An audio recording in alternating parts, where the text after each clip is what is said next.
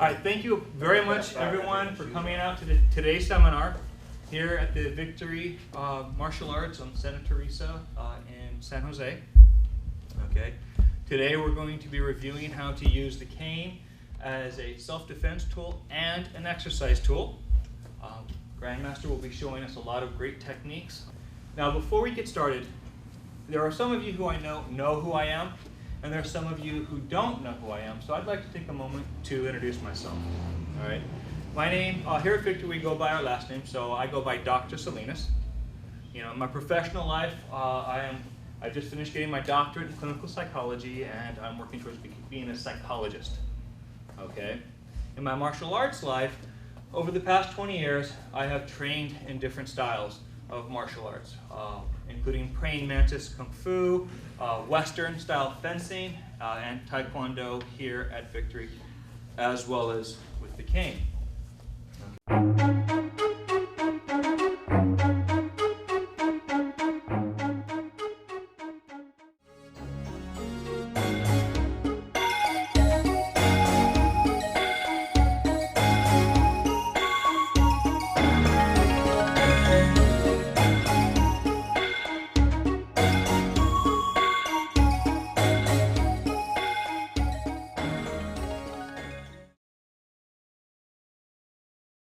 How did the American Cane Master system develop?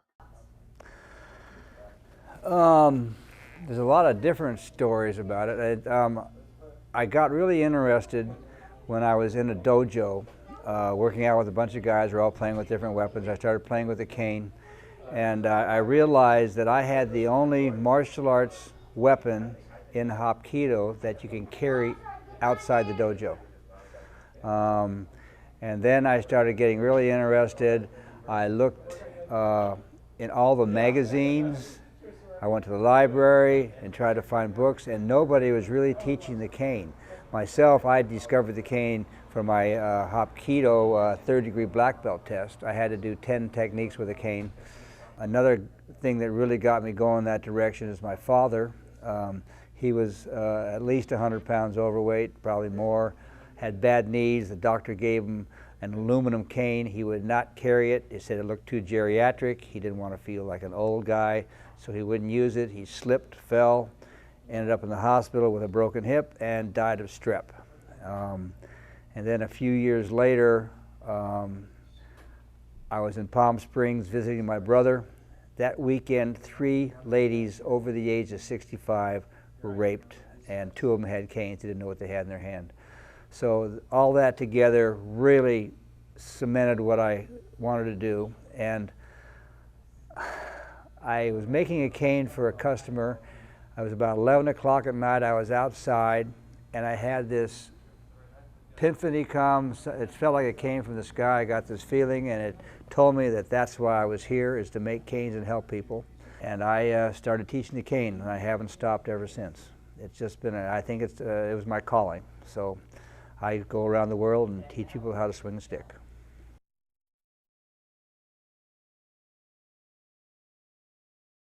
What type of wood do you use to make your canes?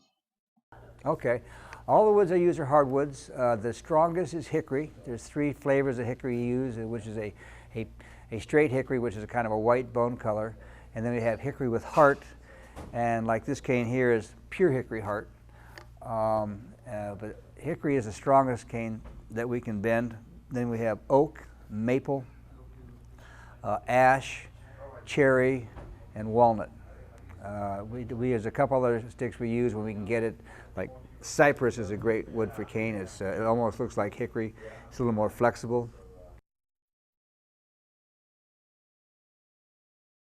How does the cane help the elderly or disabled?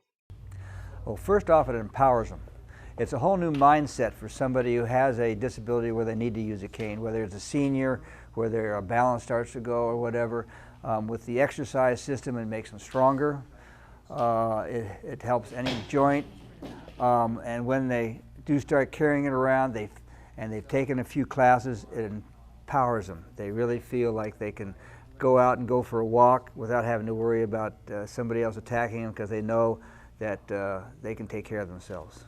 it really empowers someone. It's a whole new mindset for a person that has to use a cane.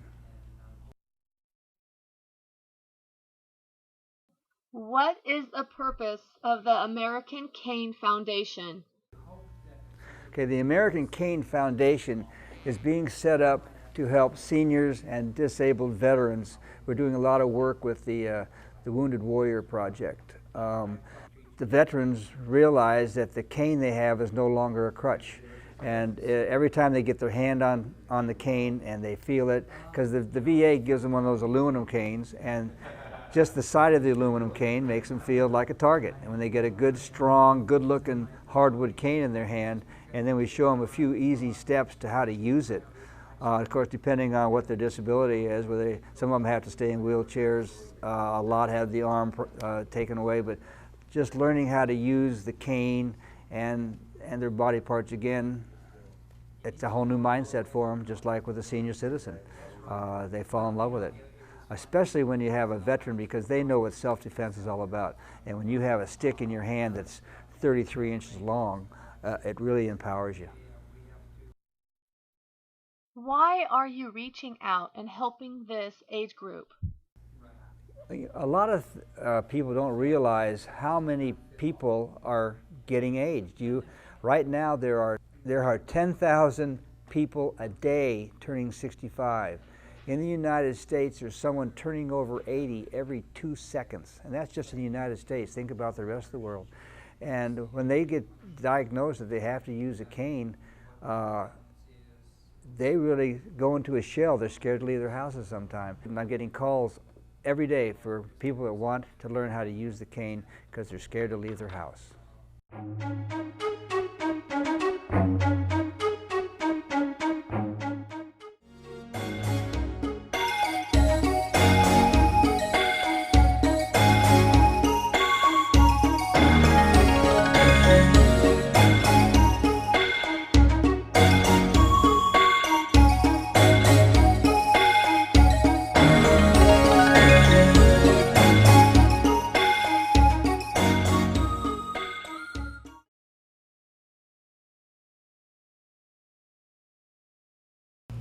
Would you like to explain the MBCS systems?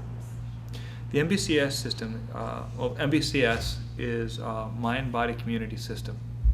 And it's a system that I created that incorporates Grandmaster Shuey's American Cane Master System with acceptance and commitment therapy, a therapy style technique that was created back in the 70s actually, that took a scientific approach to mindfulness.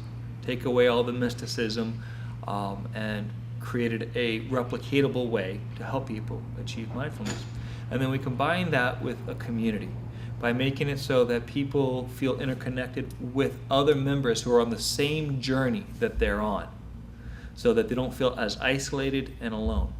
The program is geared towards people who have injuries, have chronic disabilities, permanent disabilities, pain, even emotional discomfort. And the idea is to help them to recapture their quality of life that they had once had. And we involve physical activity with the cane, exercise, as well as techniques that people can use to keep themselves safe, because in today's society, fear is a major concern for people. And then we also, during the class, go over the acceptance and commitment therapy techniques. They're life skills, as you will. Skills such as acceptance, skills such as committed action, knowing what your values are, those type of things. Okay, and I encourage the class, the members, to connect with one another. Our long-term goal is to actually start arranging for people to have potlucks, movie nights, or other community-based activities so that the community can become more cohesive. So how did you hear about Cane Masters and integrating that with MBCS? So about 2 years ago, I blew out my ACL and both meniscus. And they handed me a cane.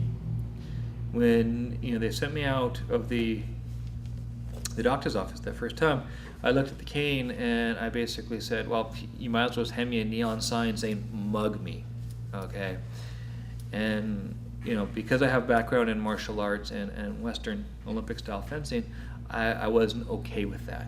And so I went out and I went online and I tried to find information about martial arts styles or techniques that could be used with the cane so that I wouldn't have to worry about having this neon sign.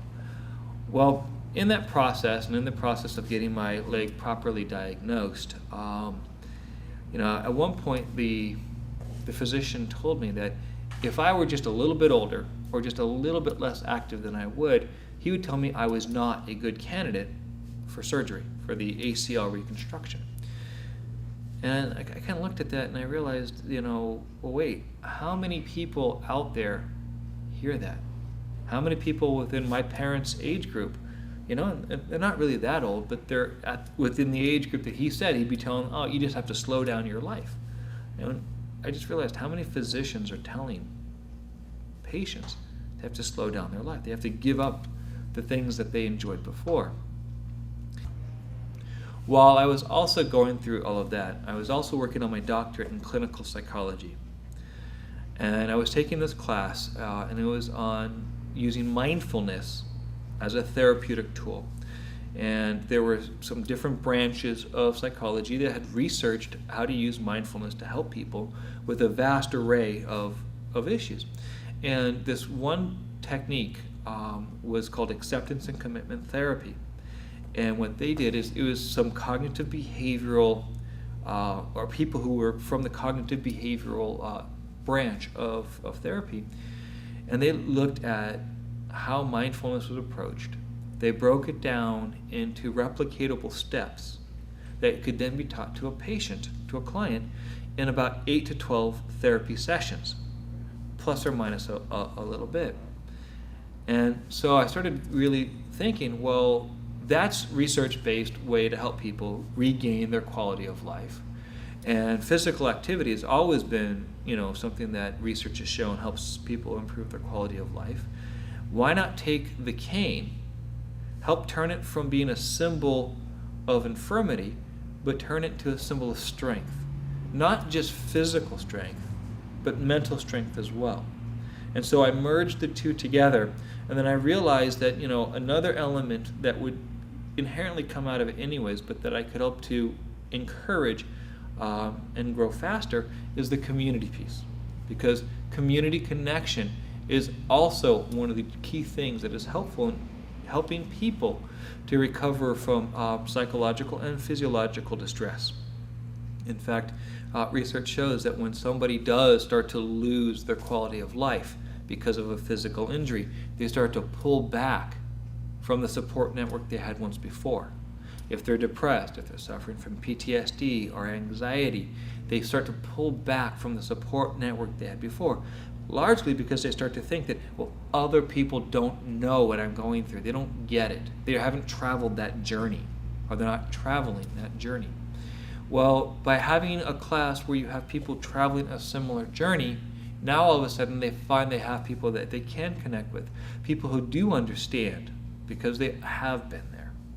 They know what it's like to have gone through the pain, or to continuously go through the pain, to struggle with the feeling of, I have to give that up, I can't do that anymore.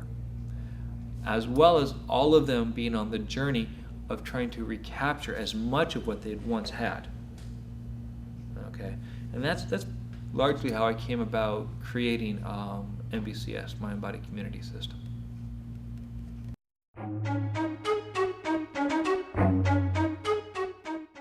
I think after today you're going to find out how potent this tool really is. Number one, it's not a self-defense tool, it's not a weapon. Never think of it that way, because if somebody questions you and you say it's a self-defense device, they're going to take it away from you. It's a medical device. It's a cane. It's a crutch. This cane right here, which is a kind of a Grand Master model, almost a professor's model, is nasty. These here I used to call shark's teeth. Now I call them band holders for the exercise system. When you learn how to rake with these, it is really, really dangerous. These things hurt. If anybody doesn't believe me, please come up. I'd like to show you, have the class understand what these are about. When you press this against somebody with a backstop and you rake, you can break all the bones here. So when you have close skin to bone contact, this is really nasty. This point here, A quick story. I was going through the Senate building in Washington, D.C. Girlfriend and I had a cane that had 2 eyes in it, and I sharpened this is called the horn, up so much that if you put it on your finger like this, it would bleed. I sharpened up these shark's teeth with a file, so if you ran your finger like that, you'd cut your finger. They put it through their x-ray machine, asked me if I needed any help, and they took away my girlfriend's perfume bottle because I could spray poison. It is a tool you can carry anywhere in the world. I was in a courthouse testifying. The judge asked me what I did. I told him I was a professional martial artist. I asked what I taught. And I had my cane laying on the table. I said I teach people how to use a cane for self-defense. 3 security guards came around me. One of them grabbed the cane. I said, if I fall down, you're going to have a hell of a lawsuit on your hands. He put the cane back on the table. They take away your cane and you fall down, who's liable? Okay, that's what the best part about this is. Going through airports. I was in England airport. I had 4 canes on me in a bag. I had my cane here, and the guy asked me if I had anything that could be considered a weapon. I said, oh yes, I got keys and credit cards, pens and pencils. He goes, who are you? I said, I'm a martial artist. Get out of here. They don't look at the cane as a weapon because it's a medical device. All I can say is the techniques and stuff stop at the end of your imagination. I've had people tell me, there's nothing that I've invented. The cane's been around 5,000 years. You go back in history, the Romans and Egyptians used it for weapons. In the 13th century, if you bandaged your cane, which is give it a swing or something like this, in front of a king, queen, or a czar, you were beheaded. In the 1600s, in Europe, you had to have a permit to carry a cane. They know what it was. But in the last 300 years, it's been kind of hidden away because who wants to take a cane to a gunfight? Not too many people. Okay? And when I picked it up and started playing with it, I started out with strictly self-defense. I didn't even think about the exercise portion of it. And then I started waking up saying that the seniors are the ones that need this, and most of them aren't strong enough to use it. So I started developing a exercise system and a rehabilitation system with it, and doing it so you can exercise with it standing up, sitting down, or laying down. So you guys don't have any excuses not to exercise. You can exercise while you're watching TV, at least through the commercials, if nothing else. I mean, you watch an hour-and-a-half program, you got about almost a half hour of commercials you can be exercising with. So it's something you can exercise and keep yourself in shape every day. Why don't we get started? What we're going to do is start you out with the exercise program. We're going to go through it real quickly. We only have 3.5 hours left, and my normal seminars usually last about 6 hours, and that's just the tip of it. By the time you leave here, you'll have a good idea of how to use this tool, and it's a lot of fun. I've had a lot of people, just by learning how to do a figure 8 or a side twirl, end the whole situation. People, especially predators, they don't want to get hurt when they're out there. They look just like the wolves and all the rest of the predators out there. They want looking for the weakest link that they can go after.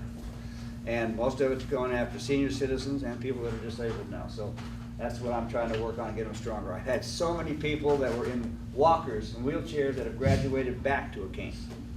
So it depends on how much you want to get into it. AARP put me in their magazine.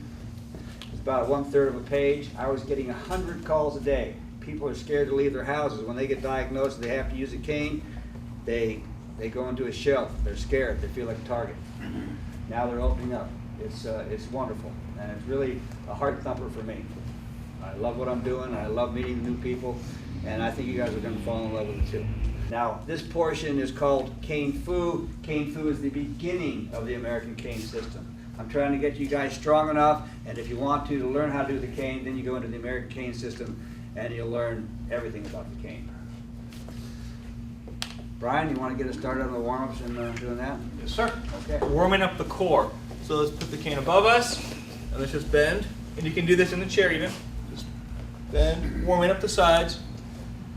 Don't forget to breathe. As you go to the side, exhale, let it go. Breathe again, go a little bit deeper. Breathe, most important thing. Throughout the seminar today, you're going to hear us refer back to focusing on your breath. Because throughout this seminar, it's a long time, 3.5 hours, but you're going to find your mind is focused for a while, and then it starts to wander, but that's okay. When you find it wandering, bring your attention back to your breath. Try and focus on breathing with the belly, not just in the chest. Keep going. While I talk, keep going.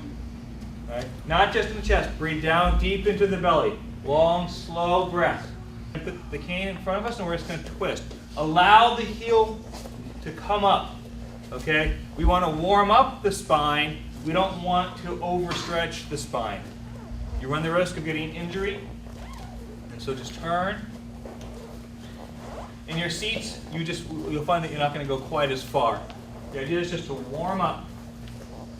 Warm up the back, warm up the obliques, warm up the core. So now we're going to do shoulder stretch. You're going to take your arm in front of you. It's going to be like the tricep stretch, but keep the arm bent at a 90-degree angle in front of you. You can either use your cane to pull it across, or you can use your hand to pull it across. This is stretching the back of the shoulder. And breathe. Relax with each breath. Now switch arms. Pull across. Okay, good. Now what we're going to do is we're going to take the cane behind our back, put the cane, or the empty hand at the small of the back, and bring the cane to it and close down. And then you're going to pull down, stretching the tricep and the posterior deltoid. Open. If you want to intensify the stretch, some people will pivot to the side, getting the serratus or the ribs. Now reverse it and start pulling up. This helps to stretch the anterior and the middle deltoid. The front of the shoulder, the middle of the shoulder. If you want to intensify the stretch, you can actually start walking your fingers together. Go ahead now and switch hands. All right, good. Shake it out. So now, still focusing on the shoulders, we're going to rotate the cane 180 degrees, just back and forth. So your hands are the same direction, and then you just rotate them. Focus on the breath. So for this next one, we're not going to actually be holding the cane, so go ahead and either hook the cane in your pocket or on your belt loop. Okay? Now one of the reasons why I sort of encourage people to learn how to hook it right here is because if you're walking around with the cane, whether it's for therapeutic device or other reasons, okay, the ones that we don't mention, okay, you want to be, if I'm doing something with two hands, I need two hands, I want to be able to grab my cane if something happens, okay? So I find that, just hooking it here makes it so I know it's not going to drop and it's not in my way. So what we're going to do now is put your hands out in front of you, and we're going to lower the wrists, bring them up, starting to warm up the wrists. The wrists are another very important area you want to warm up very efficiently to reduce the risk of carpal tunnel, tendinitis. And this is great because all of us here, for the most part, do jobs that require a lot of wrist work. Now grab your cane in the center. Okay? Grab just in front of your elbow, closest to the cane. Okay? What we're going to do is just going to, for right now, turn the wrist over and back. So it's palm up, palm down. Support yourself. Just like this. Warming up is one of the most important things that we need to do with this weapon. A weapon changes the dynamic of things a lot as far as the wear and tear on the muscles. So if you don't warm up properly, you run a greater risk of injuring yourself. Now move the hand back behind the elbow and go a little bit further, allowing the fingers to open up a little bit. Okay? We're not going as far as we can go yet. Now take your hand to your shoulder and allow the fingers to open up a lot, allowing the cane and the wrist to go even further. So now take the cane behind you. We're going to bend forward, stretching the chest and the anterior deltoid, the front of the deltoid. And it also stretches the hamstrings a little bit. Try and let your arms fall forward as much as you can. Now, one thing I do want to note is take everything to the stage that is the most comfortable for you.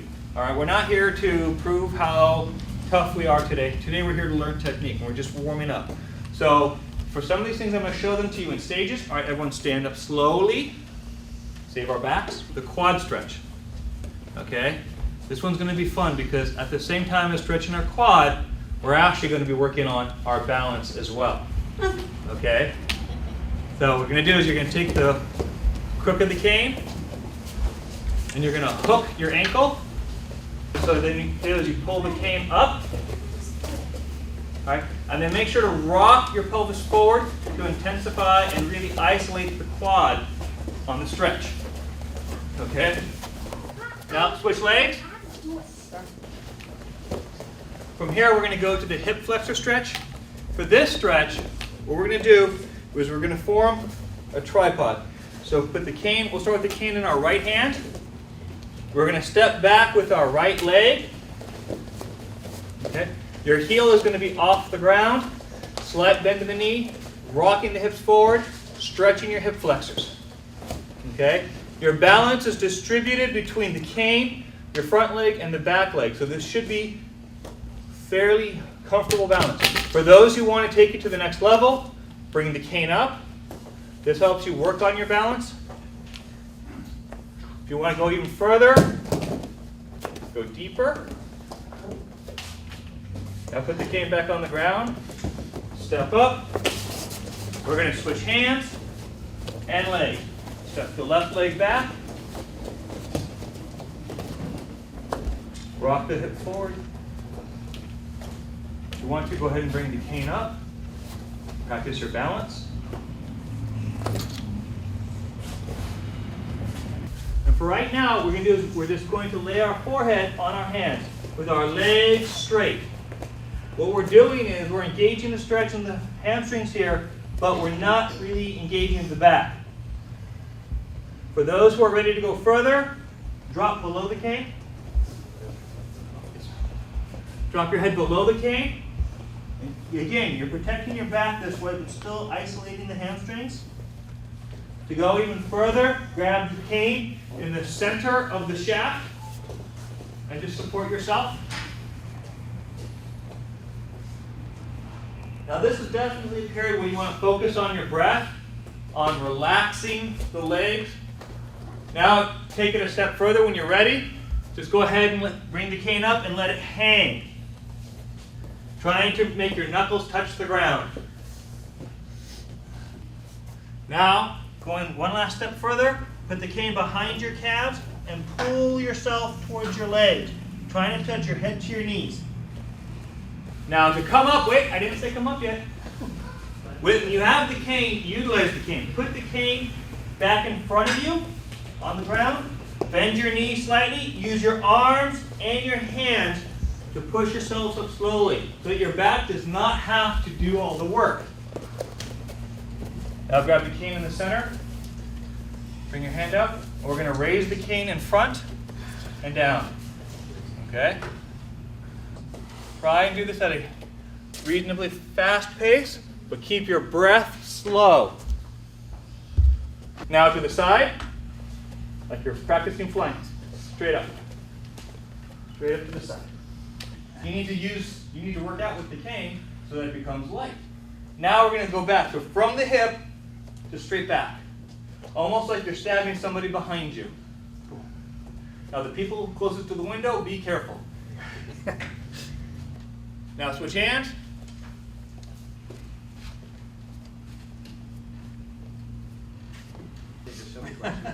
Yeah. Now raise it to the side. Now behind us. Now to work your biceps.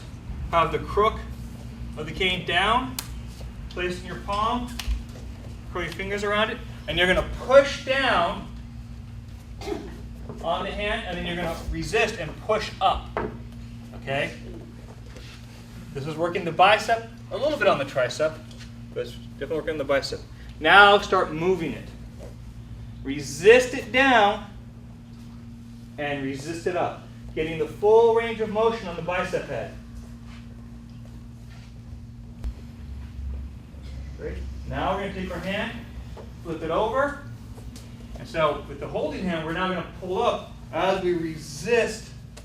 So we're now isolating the triceps, and then allow it to move. Push down hard as you resist hard. Pull up hard as you resist hard. Working both the biceps and the triceps. Okay, now switch hands. Bicep curl first. So ready and go.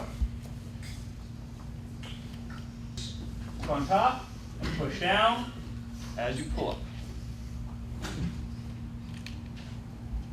Now we're moving on to the forearms. Grab the cane in both hands and try and wring it out like a wet towel. So one hand pushing, try and turn one direction, the other hand's turning the other way. Try and make it so that, if you want to do small movements, that works too. But try and really resist not allowing it to turn. Now the last thing we're going to do is we're going to start to get the legs and all of the arms at once. Biceps, triceps, and shoulders all at once. Put the cane underneath your foot. Okay? You're going to grab the cane with both hands. Your knees are bent. And the idea here is you're going to try and pull the cane up. Engage, pulling with your arms and pushing with your legs. Working everything at once. Now the next stage of this, now again, stay where you're comfortable. So for right now, if this is a good workout for you, that's great. The next stage also works on the balance by bringing the foot up and down. Switch legs. Grab, pull.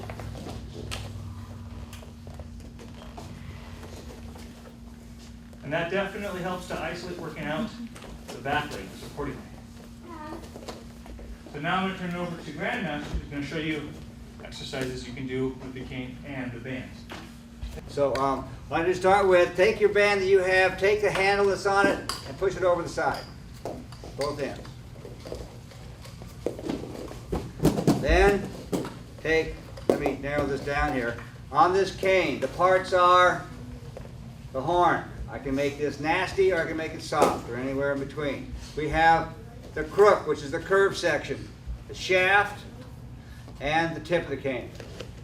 Okay, so take the tip of your cane, run it through here, because I want to get going here to catch up and do the fun stuff here. You put your foot on it. One makes it okay, 2 feet make it harder. So do either one foot or both, bring it up here, palms up. We'll do some curls. Now we're going to do something. I'm going to let you know how tough this is. You got a purple one, huh? You're really tough. Okay, so start nice and slow. Bend your arms, bring it up to your chest and down. Relax. I usually try to relax about 1.5 minutes between each one. So I'm going a little bit quick today. Let you know that this is, it gets to you after a while. Okay, fast as you can, 10 times. Go. 1, 2, 3, 4, 5, 6, 7, 8, 9, 10. Now turn your hands over. Enough of that one. That's the 3 sets. That's what you try to do on all this stuff. At least that's what I like to do. Do what's best for you. Try to work yourself up to that. Next one, let's just play around here. Bring the thing up here and down. Now, instead of working our biceps, we're working on our forearms. Let's do 10 of these. 1, 2, 3, 4, 5, 6, 7, 8, 9, and 10. Keep it up here. Let's bring it straight up here. Military press. 10 of these. Ready? 1, 3, 4, 5. What is this? 6. Good and hard. 7, 8. I warned you about the purple one. You can have some fun. Bring the cane, bring the band straight up and down. Okay, you want to have some fun, so bring it up this way one time, down here. Next time, bring it up this way and back down here. Use your imagination, it's fun. Okay, now if you want to see how strong you are, you can take this cane, try to turn the crook 10 times in one direction. Obviously, we're working on the forearms. I can't do this. If you want to make it harder, hold your arm out straight and do it. Okay? Okay, you want to have some fun here. Squats. Bring this thing up here, put it behind your neck, put it on your shoulder, right in here. We can do squats. Okay, do 500 squats or so. If it's too easy, put a couple bands on there. When I do squats, I usually do at least a purple band because your legs should be about 3 times stronger than your arms and longer. You want to work on the back? And down here now. I'm going over this stuff real quick. I just want you to know this is like having a gym. Ever anything happens, you think you're gonna have a self-defense problem? Number 1, your hands should go down under your shaft. Number 2, your free hand should come up here. Reason being is you don't have much strength holding the cane like this. Once you put it on the shaft, you have a lot more strength than control. If someone comes up to you and they start doing something, I recommend highly you say, stop, leave me alone, don't hurt me, as loud as you can. Okay? And you might even say, leave me alone, I will defend myself. So use some common sense, be aware. I talked to at least 30 people that have been mugged. 60% of them didn't even know it was going to happen. If something's going on, especially at night, look before you go. So you get out of a building, take a look. See if you feel a feeling, your hair rise, or something's telling you that something's wrong, it probably is. Take an extra look around. Be careful. Okay? We're going to go over real quick the blocks and the strikes, and the swings and the pokes. And then we're going to pair you guys up and you're going to swing at each other. Okay. Take over, sir. We're going to start with the low block. Okay, it's basically the outside, the inside low block. Starting with the cane down, you're going to step back, circle around, and block. Basically pulling the target away. The idea is the person is attacking your leg, all right, the outside. So you're going to step back and block. Ready? And go. The circling buys you the time to find where your target is. Because if the person's coming a little high and you're just sort of dropping it down, you may miss it. Okay, great. Now we're going to move up the body. Okay, we're going to protect the torso area. And we're going to do so with the fan block. There is, again, sort of the outside fan block and the inside. Okay?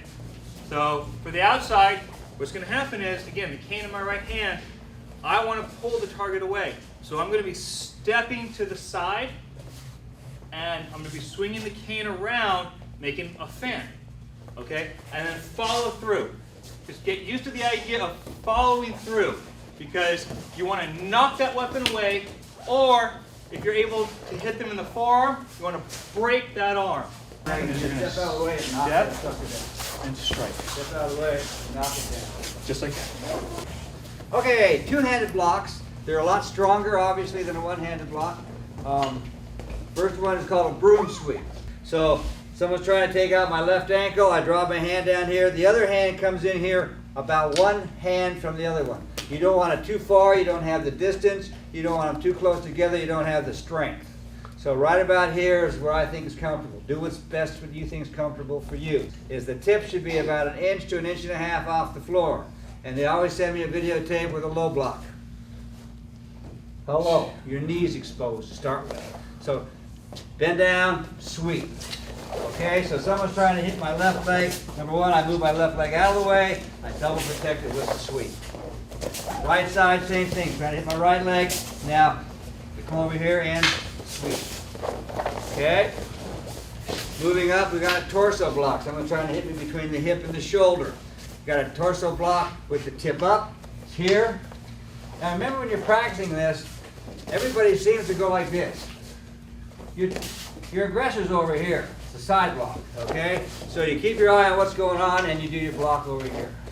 So you got left side, right side, tip up. So the guy's trying to hit me here, moving over and block. You want to get that push in there. Okay, same thing on the right. Block, push. Tip down, just bring it up over here. Blocking. Tip down, I just came up with this. Depends on what your next move is going to be. Now we're going to go on to some strikes. Okay, you can strike high or horizontal. This is a horizontal. This is cutting straight across in front of you. Horizontal.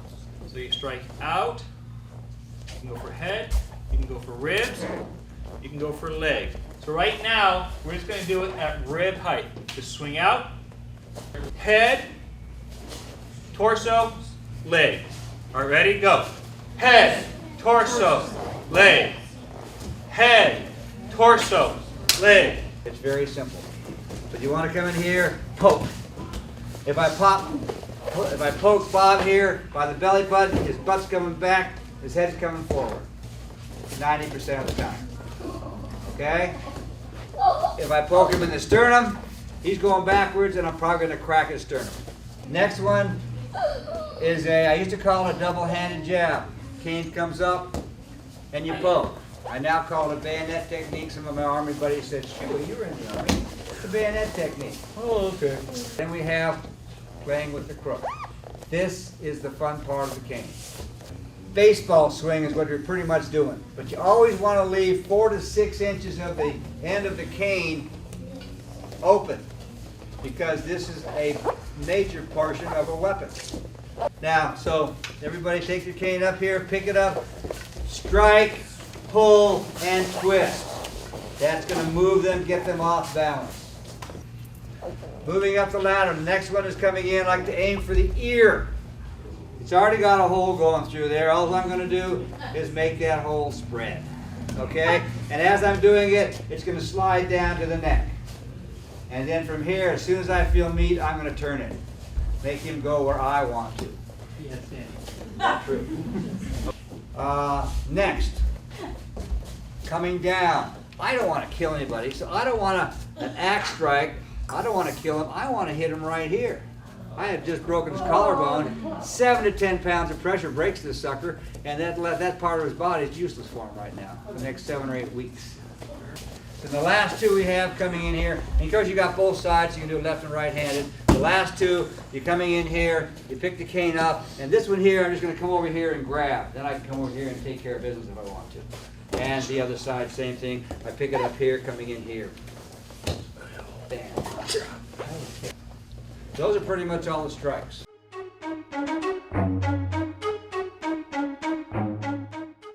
Block, block, block, and strike. Okay? Do both sides. Have some fun with this.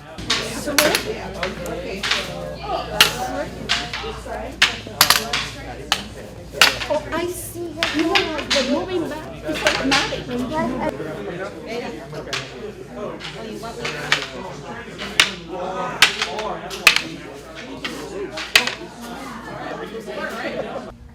I always start the first technique out the same way because I know that it'll work.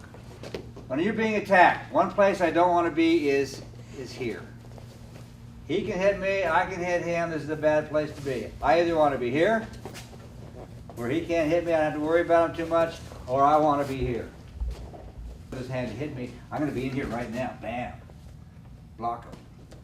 Because I know when he comes down, if I'm here, I'm in deep doo-doo. Okay, so I'm going to be back here. So now, he's going to attack me, so I don't want to be here where his weapons are. I want to get to his outside. His energy and power is here, in the center. So when he attacks me, he's going to reach with his right hand. I'm going to step out of the way and block. I want to hit this as hard as I can. Not in this class today, but I want to try to break both the bones in that arm. Okay, and then I'm going to say the same motion, do that block, slant around, and hit him in the shin. Once again, as hard as I can. Either shin, doesn't matter which one. Somewhere between the ankle and the knee. If I hit him in the knee, it's going to hurt him even more. And then when I get back here, this is what Ed Parker used to say is where the feast comes in. I can kill him. I can shrink him down. I can make him stand up taller.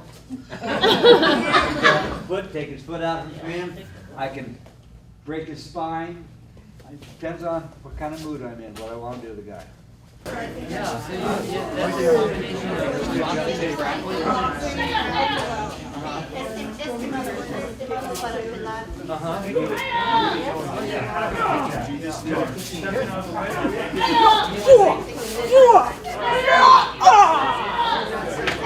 sit back and look.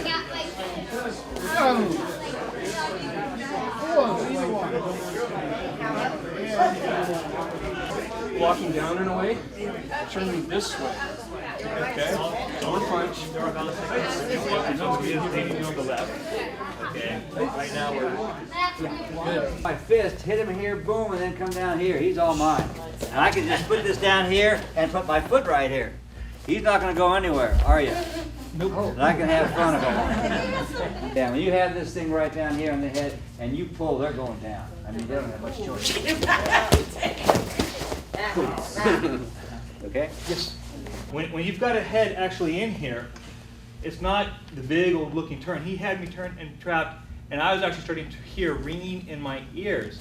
So a person's not going to be going, oh, I'm going to slug away at this guy. They're going to start to go, oh my God, what's going on? Yeah.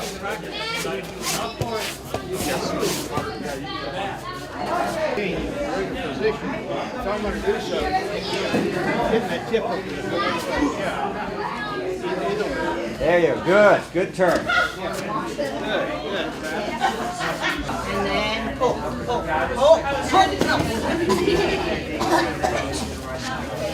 If it's coming up to the side, if you're going for a grab, here, still got that here. Still got the arm up. Still strike out. Come from the other side. Still here. Right.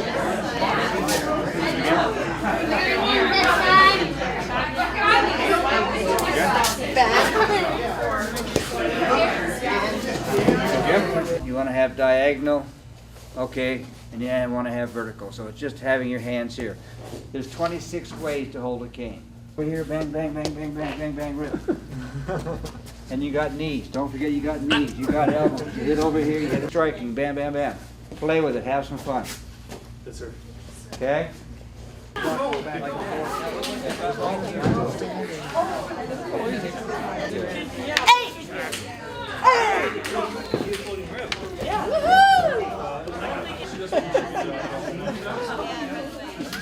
Oh, you're getting me. You're getting me. All right. No, not today. Not today, but that's You want to hit wherever you can. It's actually pushing. it's to push me away Bam, now. bam. Strike. All right, so here I go. You can just straight out like this is fine. Anybody coming in here, smacking straight in the mouth, they're not going to be talking to you. Oh, yeah. Yeah, seeing that too. You have that. And if you're a dentist, you can even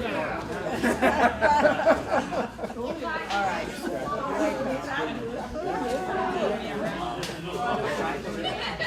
Yeah. Yeah. That's the difference.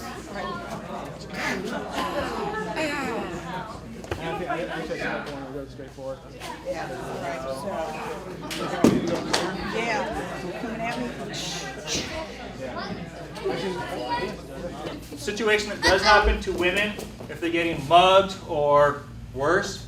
For men, you think of it more as like a collar grab. Okay, there are times that as a control maneuver, an aggressive person will grab the hair.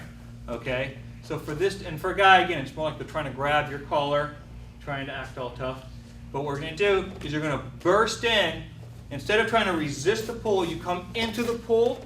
Your left hand comes up and knocks their hand away. Okay, boom, she's taking my control away. I can't hold on. There's no way I'm going to control. So from there, you burst in, make them soprano. Okay, just boom, boom. All right, now their attention's all right here, and you just bring the cane around. You can choose to strike the leg. You can choose to strike the head.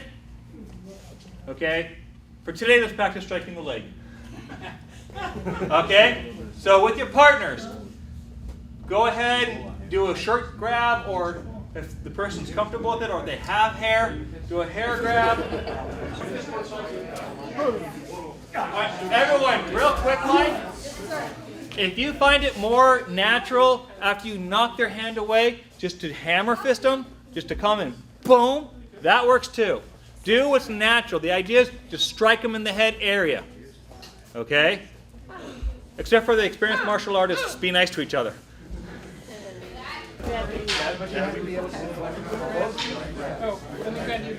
Okay. Grab two. Right now, though, we're trying to teach the technique. You're still going to burst it. So I grab you here. You're still bursting. Control.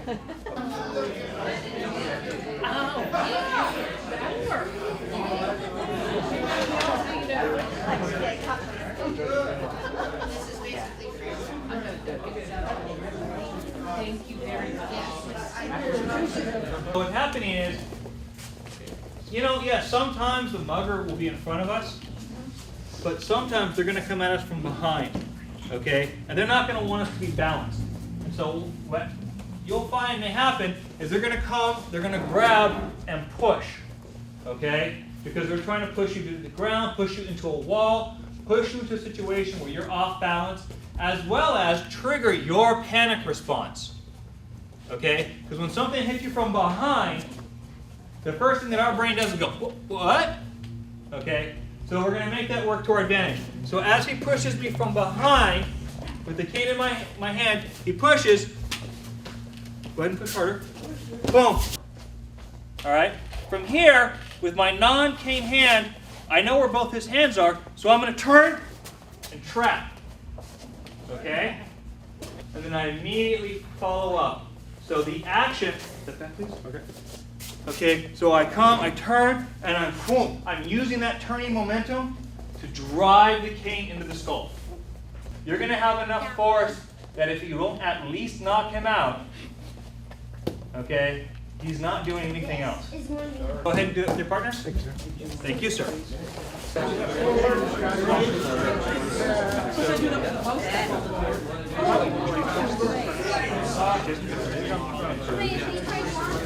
Years ago. Okay. There you go. But you remember, hold that tight. Okay. Because if you don't, then I can get out easily. I'm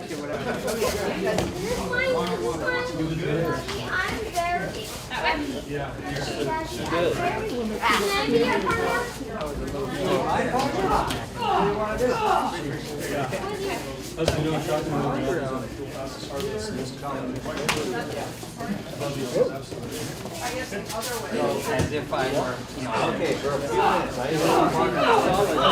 But I want to thank all you guys for coming. I hope you picked up something today. But it's something you ought to tell your friends about. Let them know that the cane is no longer a crutch. Thank you very much. Thank you. Thank you.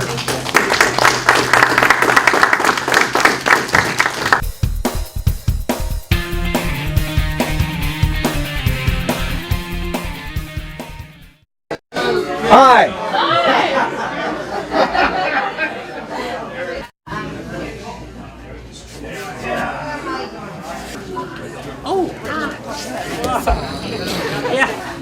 I come back and get him, and I got him.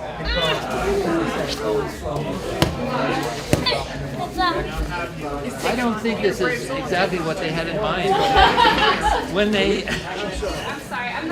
decided to hold the seminar.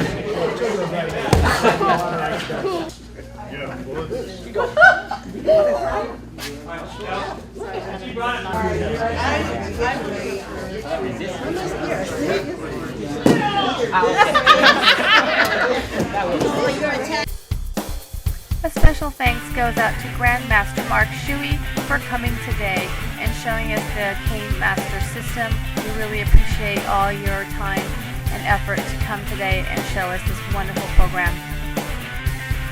I would also like to thank Dr. Brian Salinas, who founded Mind Body Community System. Through mindfulness and the use of the cane, he has empowered the elderly and the disabled.